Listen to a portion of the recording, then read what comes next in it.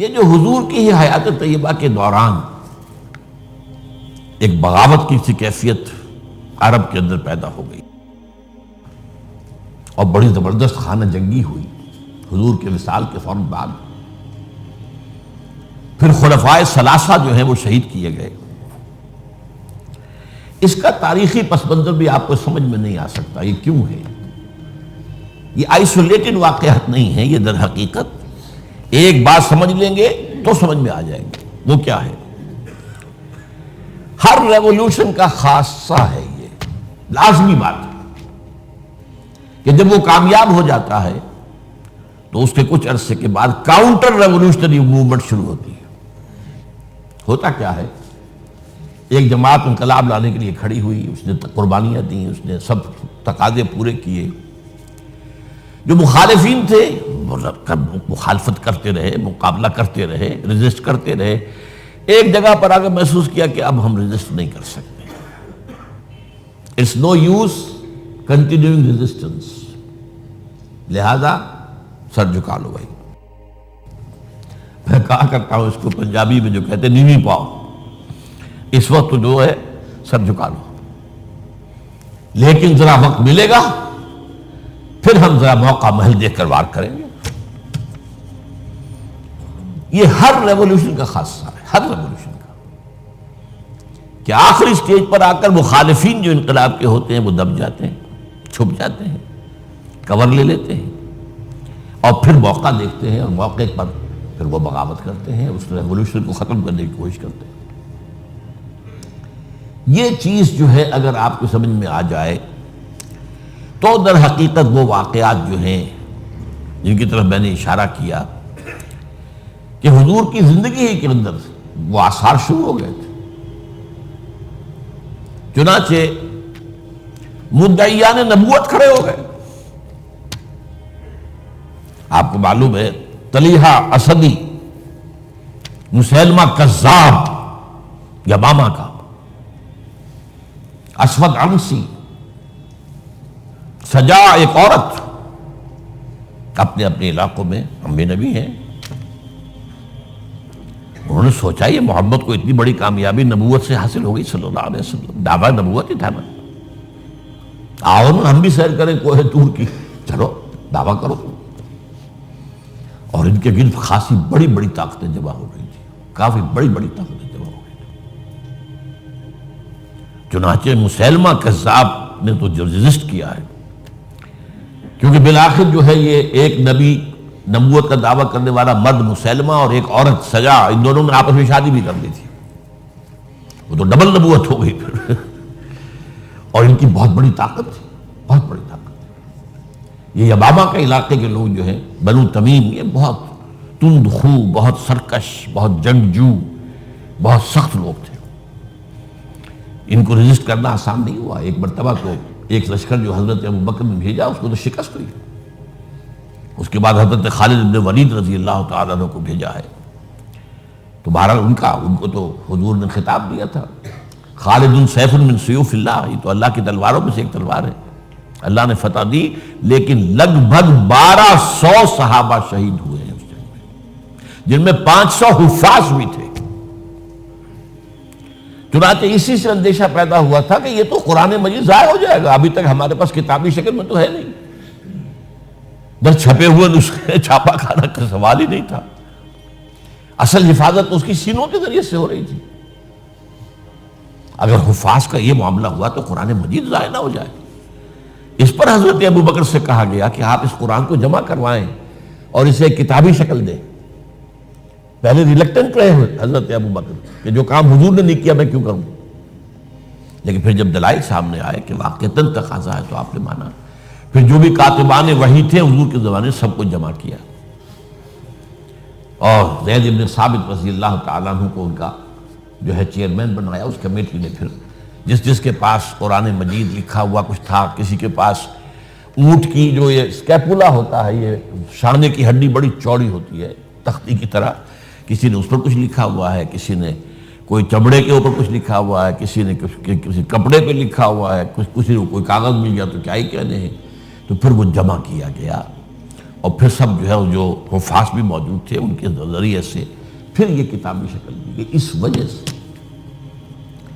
تو یہ جو ایک زبردست قسم کی تحریک اٹھی تھی وہ کیوں اٹھی تھی؟ اب اس کا تجزیہ کیجئے۔ اصل میں نے جو آیات آپ کے سامنے پڑھی وہ کیوں پڑھی اس حوالے سے؟ پہلی بات تو نوٹ کیجئے، اذا جاء نصر اللہ والفتح ورأیت الناس يدخلون فی دین اللہ افواجا، جب اللہ کی مدد آ گئی اور فتح ہو گئی اور آپ نے دیکھا کہ لوگ اللہ کے دین میں فوج در فوج داخل ہو رہے ہیں، یہ جو فوج در فوج داخل ہونے کا فینومینن ہے، کیا اس میں یہ بات سمجھ میں آتی ہے کہ سب کے سب خالص مخلص مومن تھے؟ وہ تو یہ ہے کہ فتح کے بعد اب انہوں نے سمجھا کہ جب مسلمانوں نے مکہ فتح کر لیا تو اب کون ان کے مقابلے میں آئے گا؟ قریش شکست کھا گئے، It's no use continuing resistance. Let us go and declare our submission. جائیں ہم کہہ دیں ٹھیک ہے تسلیم کرتے۔ تو یہ دین میں داخل ہونا تھا، یہاں لفظ ایمان نہیں لایا گیا، اس نظام اطاعت میں شامل ہو گئے۔ اس کو نوٹ کیجئے اس بات۔ اذا جاء نصر اللہ والفتح ورأیت الناس يدخلون فی دین اللہ افواجا، اللہ کے دین میں داخل ہو گئے، اس نظام اطاعت کے اندر داخل ہو گئے، اور انہوں نے کہا سمعنا واطعنا، اب ہم سنیں گے اور مانیں گے۔ اچھا یہ تو وہ فتح مکہ کے بعد، اس کے 1 سال کے بعد جب سورہ توبہ نازل ہو گئی اور مشرکین عرب کو آخری مہلت دے دی گئی، صرف 4 مہینے کی مہلت ہے، یا ایمان لاؤ یا تمہارا قتل عام ہو جائے گا۔ اس کا میں پس منظر کئی دفعہ بیان کر چکا ہوں، جو 40 نووی میں حدیث آئی تھی اس کے حوالے سے بھی تفصیل سے بیان کر چکا ہوں۔ اللہ تعالیٰ اپنے رسول جس قوم کی طرف بھیجتا تھا وہ قوم اگر انکار کرتی تھی تو ہلاک کر دی جاتی تھی۔ یہ مرحلہ آیا ہے اب قریش کے لیے، یا مانو یا ہلاکت۔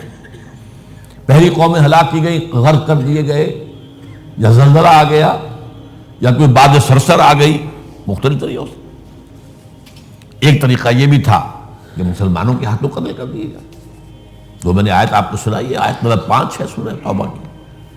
فَإِذَا انْسَلَخَ الْأَشْهُرُ الْحُرُمُ، اب یہ جو 4 مہینے کی ان کو مہلت دی جا رہی ہے، جب یہ ختم ہو جائے تو اے مسلمانوں فَاقْتُلُوا الْمُشْرِكِينَ حَيْثُ وَجَدْتُمُوهُمْ، اب قتل کرو ان مشرکوں کو جہاں کہیں بھی پاؤ، وَخُذُوهُمْ، پکڑو انہیں، وَاحْصُرُوهُمْ، ان کا گھیراؤ کرو، محاصرہ کرو، وَاقْعُدُوا لَهُمْ كُلَّ مَرْصَدٍ، اور ہر جگہ گھات لگا کر بیٹھو انہیں گرفتار کرنے کے لیے۔ فَإِن تَابُوا وَأَقَامُوا الصَّلَاةَ وَآتَوُا الزَّكَاةَ فَخَلُّوا سَبِيلَهُمْ، پھر وہ اگر توبہ کر لے، اپنے شرک سے باز آ جائیں، اور پھر وہ نماز قائم کریں اور زکوٰۃ ادا کریں تو ان کا راستہ چھوڑ دو۔ ان اللہ غفور رحیم، اللہ غفور رحیم۔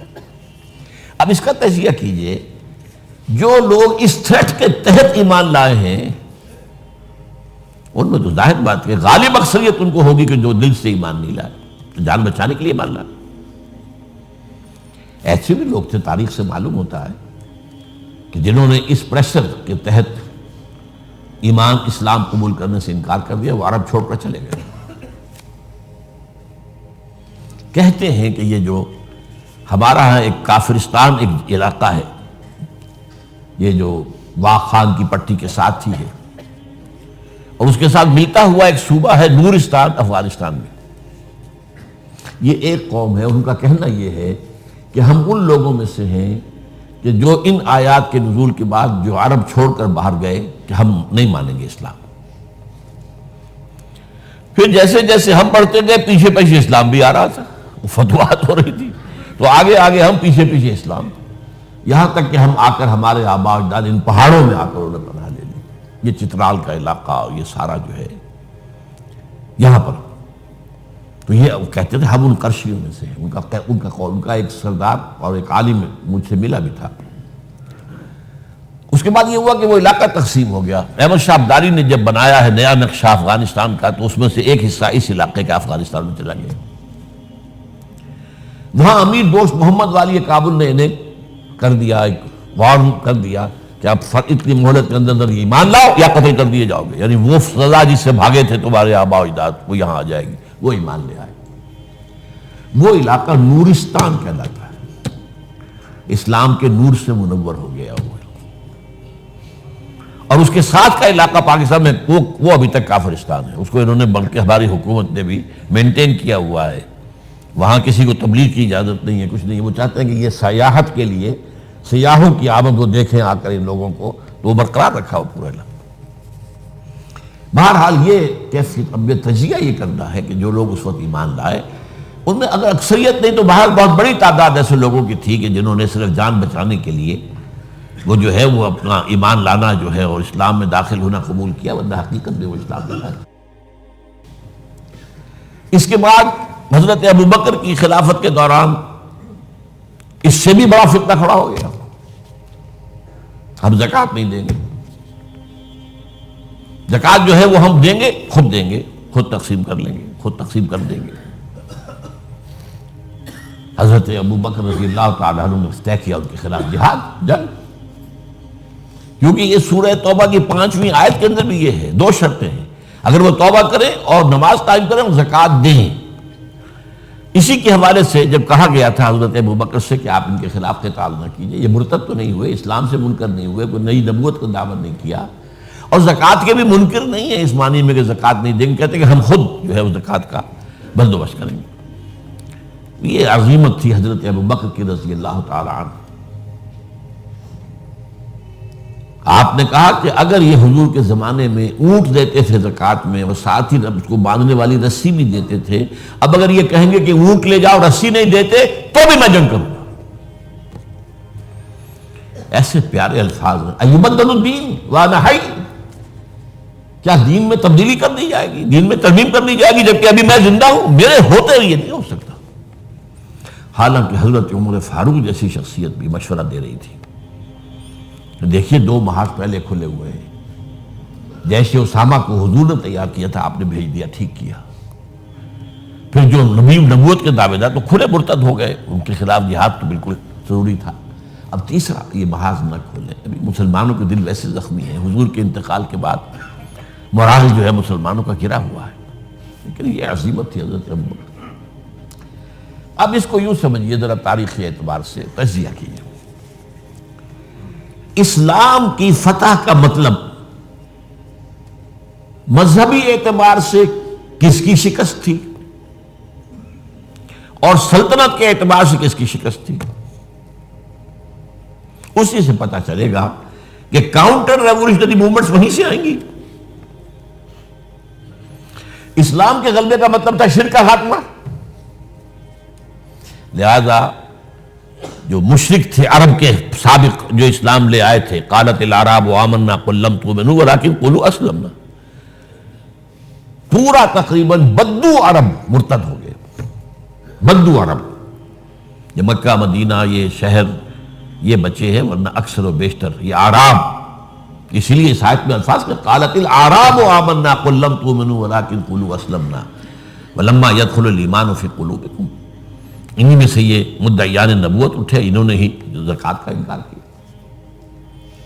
تو پہلا کاؤنٹر ریولیوشن حضور کے ریولیوشن کے خلاف جزیرہ نما عرب سے اندر سے برآمد ہوا ہے، مدعیان نبوت کی شکل میں اور منکرین زکوٰۃ کی شکل میں۔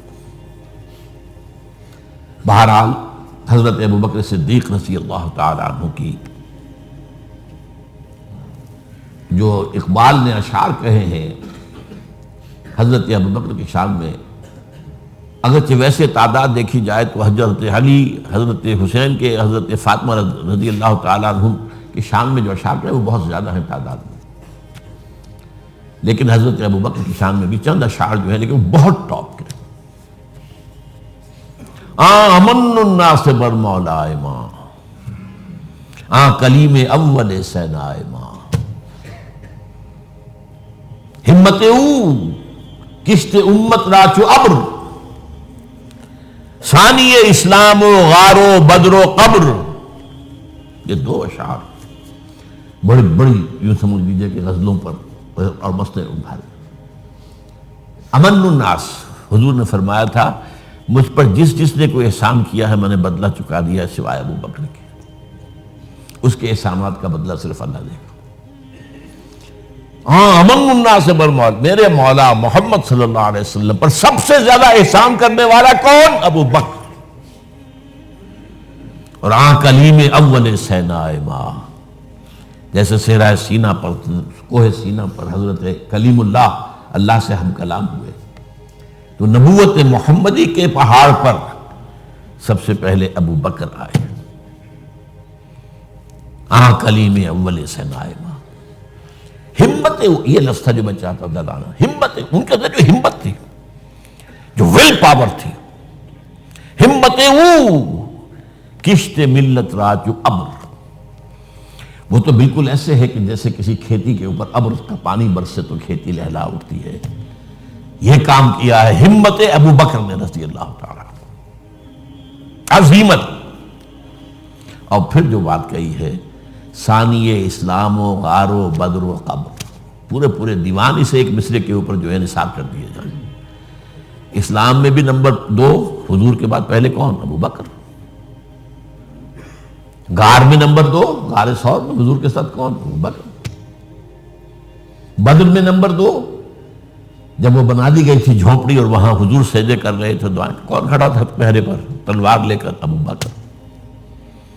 قبر میں نمبر 2، حضور جہاں دفن ہوئے وہیں نمبر 2 پر دفن ہوئے حضرت ابو بکر. بہرحال یہ جو پہلا کاؤنٹر ریولیوشنری موومنٹ تھی جو عرب سے اٹھی ہے، حضرت ابو بکر کی ہمت و عظیمت نے اس کو کچل کر اور گویا کہ کنسولیڈیٹ کر دیا اثر نو ریولیوشن آف محمد صلی اللہ علیہ وسلم کو. وہ انقلاب پھر محکم ہو گیا، مستحکم ہو گیا. اور اب حضرت عمر کے حوالے ہو گئی بات. اچھا، مذاہب میں کس مذہب نے سب سے زیادہ زک اٹھائی اسلام سے؟ پہلے شرک، دوسرا یہودیت. عیسائیت سے تو مقابلہ ہوا ہی نہیں، کوئی جنگ نہیں ہوئی رہی عیسائیوں سے. غزوہ موتا ہوا لیکن وہ بھی آخری دنوں میں. اور میں کئی دفعہ بیان کر چکا ہوں کہ عیسائیوں کا طرز عمل مسلمانوں کے ساتھ بہت بہتر تھا. نجاشی نے پناہ دی تھی، ہرقل جو ہے تیار تھا اسلام لانے کے لیے. ہرقلیس چاہتا کیا تھا؟ جیسے سن 300 عیسوی میں قسطنطین جو ایمپرر تھا روم کا، وہ عیسائی ہو گیا اور پوری مملکت عیسائی ہو گئی، تو نظام انٹیکٹ رہا، ایمپرر جھوکا تو قائم رہا. اگر صرف ایمپرر قبول کرتا پوری قوم نہ کرتی تو معاملہ فساد ہو جاتا.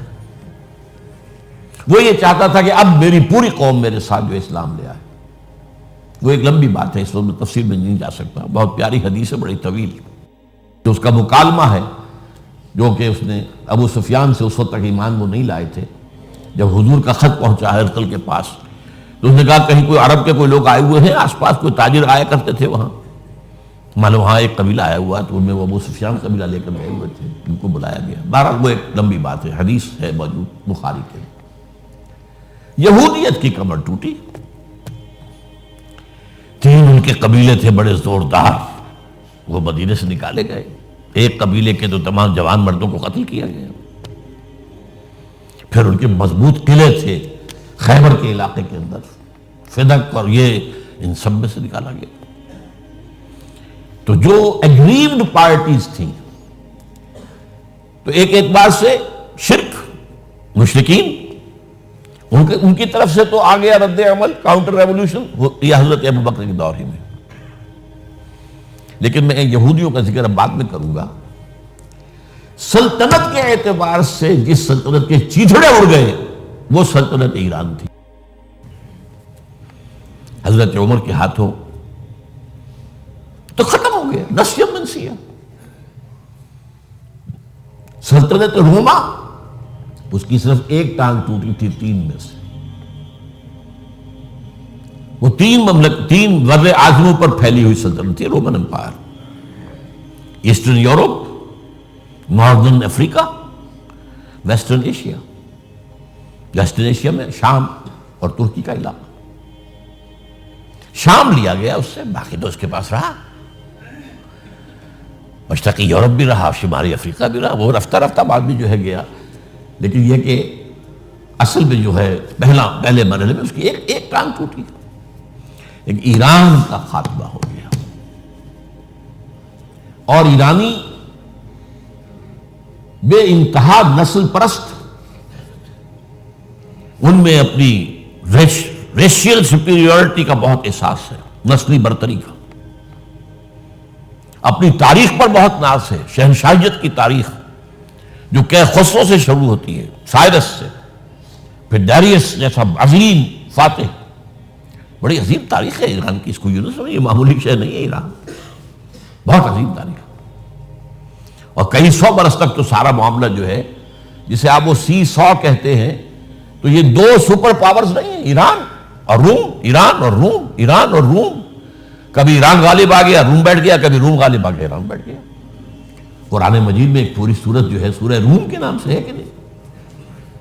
الف لام میم غلبت الروم فی ادنی الارض وهم من بعد غلبهم سیغلبون فی بضع سنین۔ بہرحال ایران کا جو پرخچے اڑے ہیں، بادشاہت ختم ہوئی ہے، اس کا وار آیا ہے حضرت عمر پر۔ یہ چونکہ ہوا حضرت عمر کے ہاتھوں، لہذا ایرانیوں کے نزدیک مبغوض ترین شخص حضرت عمر، اور حضرت عمر سے نفرت ان کی جبلت کے اندر ہے، ان کے جینز میں ہے۔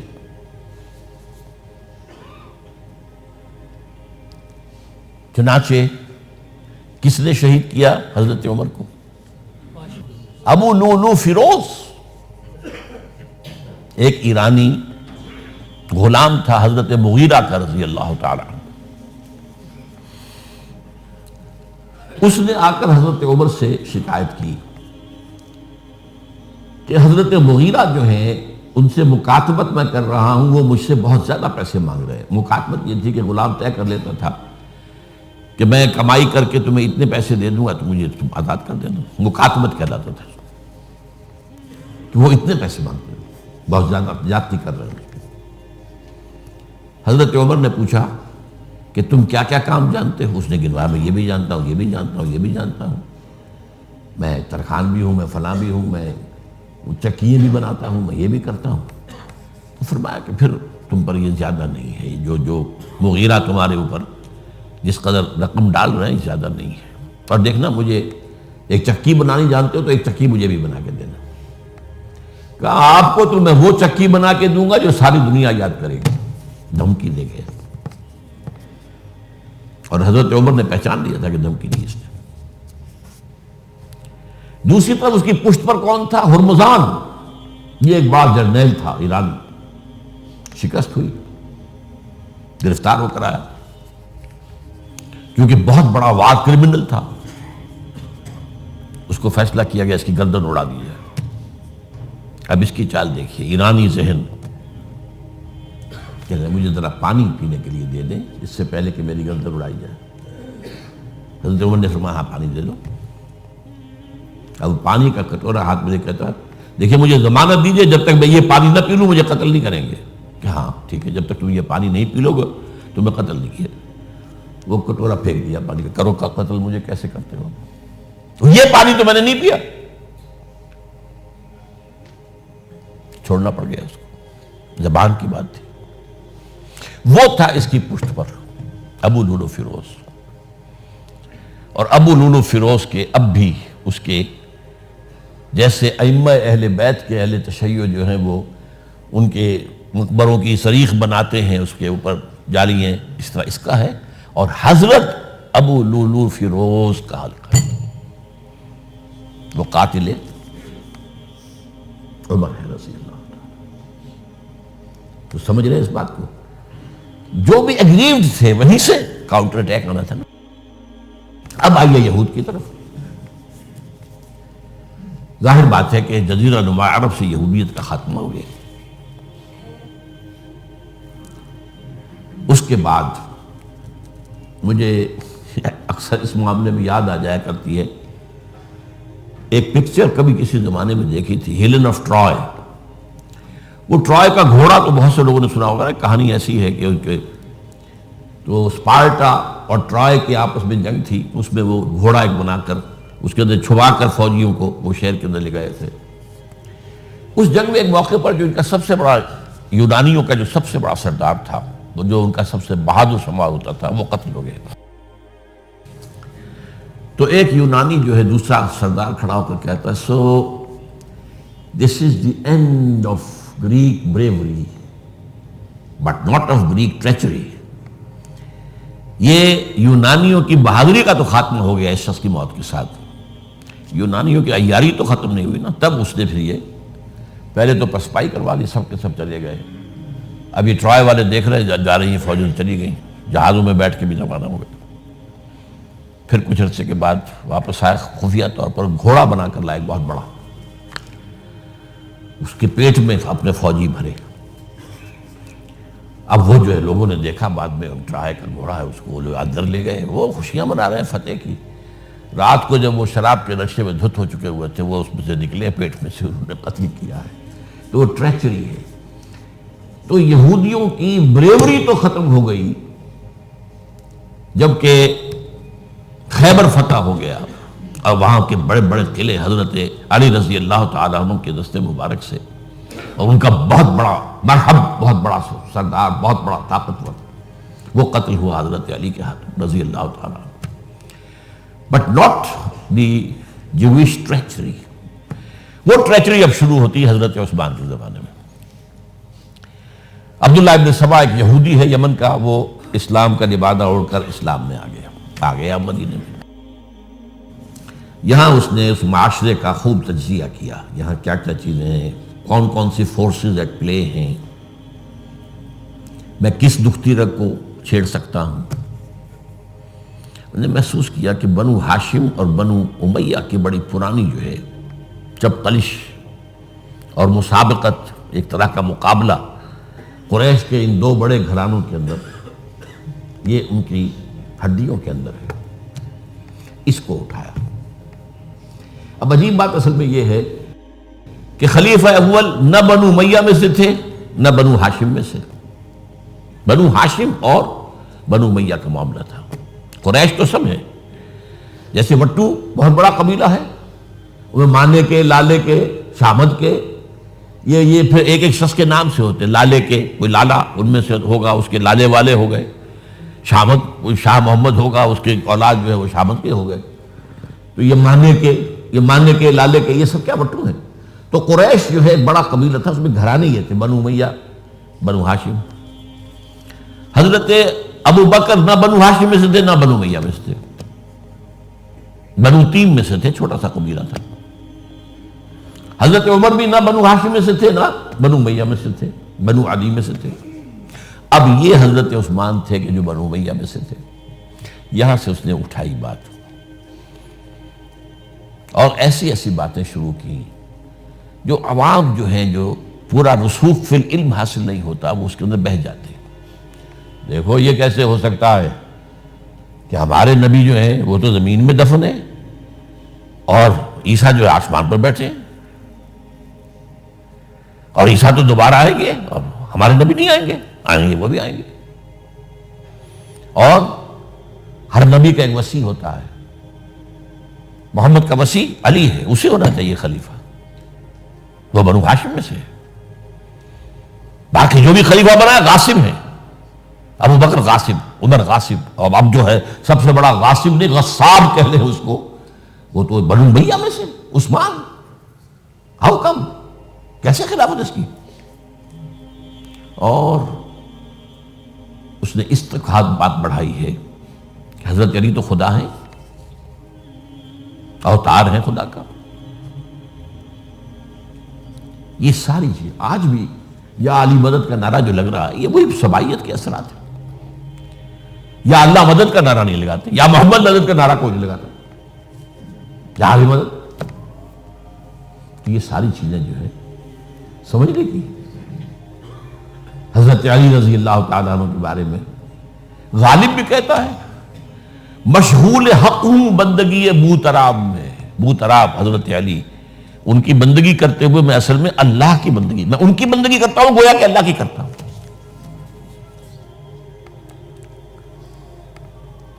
ہر چند علی کی ذات نہیں ہے خدا کی ذات، لیکن نہیں ہے ذات خدا سے جدا علی۔ یہ ساری باتیں اس نے پھیلائی اور فتنہ برپا کر،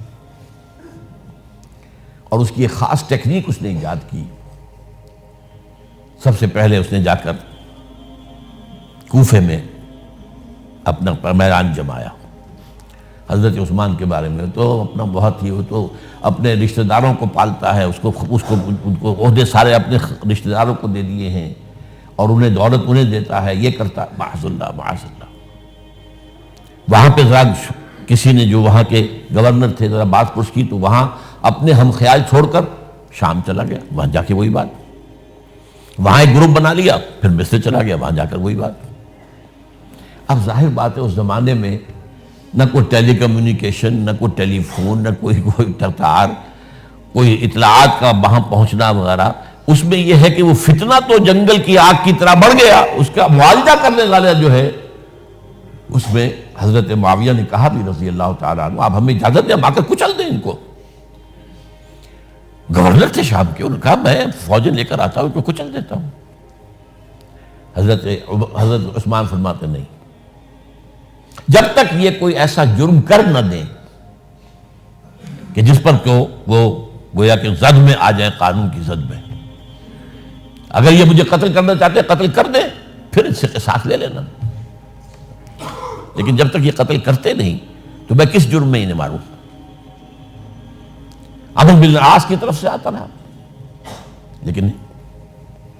بہرحال یہ فتنہ اتنا بڑھا اتنا بڑھا اتنا بڑھا، مدینے میں حضرت علی کہتے رہے آپ ہمیں اجازت دیں، ہم ان کو ختم کریں۔ نہیں، یہ ایک علیحدہ بات ہے، میری کتاب جو ہے شہید مظلوم کا مطالعہ کیجیے، آپ اس کی تفصیل میں جانے کا یہ موقع نہیں ہے۔ یہ کتنی بڑی عظیمت ہے، لوگ سمجھتے ہیں کہ یہ تو بڑی کمزوری دکھائی حضرت عثمان، میں کہتا ہوں اس سے بڑی عظیمت کوئی نہیں ہو سکتی۔ انہوں نے کہا میں کسی کلمہ گو کی جان لینے کو تیار نہیں ہوں جب تک کہ اس کے اوپر کوئی جرم ثابت نہ ہو جائے۔ کلمہ گو ہے، آپ اندازہ کیجئے، اس پر اڑے رہنا، ڈٹ جانا۔ یہ تو وہی بات ہے جو حابیل نے کہی تھی اپنے بھائی سے قابیل سے کہ بھائی جان اگر آپ مجھے قتل کرنے کے لیے ہاتھ بڑھائیں گے تو میں تو اپنا ہاتھ نہیں اٹھاؤں گا آپ کو قتل کرنے کے لیے۔ میں تو چاہتا ہوں کہ آپ اپنے گناہوں کے ساتھ میرے گناہ بھی لے جائیں، مجھے قتل کر دیں گے تو میرے گناہ جو حساب ہے آپ کے خاطر ہو جائے گا۔ حضرت عثمان 1000 مربع میل کا رقبہ ہے جس کے اوپر کہ ان کی حکومت چل رہی ہے، اور فوجیں ہیں مصر سے اور دمشق سے بار بار اجازت مانگ رہی ہیں۔ یہاں حضرت طلحہ، حضرت زبیر، حضرت علی اجازت مانگ رہے ہیں، نہیں، جب تک یہ کوئی جرم کر نہ لیں اس وقت تک نہیں۔ جب یہ جرم کر لیں گے پھر تم لینا اس سے قصاص سزا دے دینا۔